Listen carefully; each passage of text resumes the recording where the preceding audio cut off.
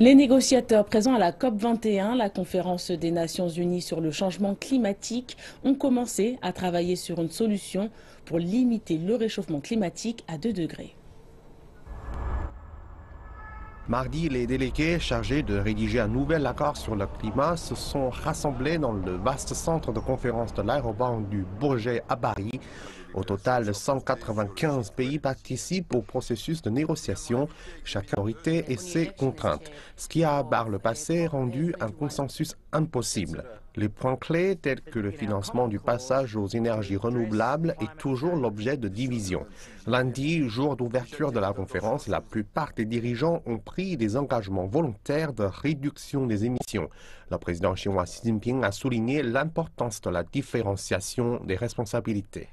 L'accord de la conférence de Paris devra prendre en compte les situations nationales de différents pays et mettre l'accent sur les résultats concrets. Il est impératif de respecter les différences entre les pays, en particulier pour les pays en voie de développement, au niveau des politiques internes, des capacités et de la structure économique. Lutter contre le changement climatique ne devrait pas nier les besoins légitimes des pays en voie de développement, dans la réduction de la pauvreté et l'amélioration des conditions de vie des populations.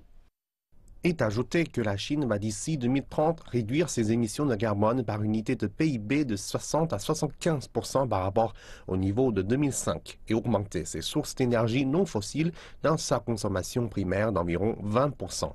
Ces émissions de carbone atteindront un plafond à la même date. Le Premier ministre indien Narendra Modi a déclaré que les pays avancés devront laisser suffisamment d'espace de croissance aux pays en voie de développement, dans l'esprit de ce qu'il a qualifié de justice climatique. Le président François Hollande a annoncé que la France allait donner aux pays africains 2 milliards d'euros au cours des 4 prochaines années pour développer leurs énergies renouvelables et remplacer les énergies fossiles polluantes. Et le président américain Barack Obama s'est engagé à réduire ses émissions de carbone de 27% par rapport au niveau de 2005. Obama a été accompagné d'entrepreneurs et de philanthropes, parmi lesquels Bill Gates, pour lancer l'initiative Mission Innovation. Il espère galvaniser les entreprises privées pour améliorer les avancées technologiques dans la production d'énergie propre.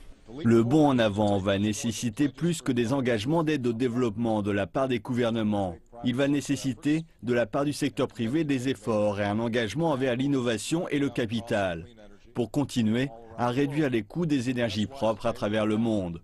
C'est pourquoi nous annonçons ici, aujourd'hui, Mission Innovation.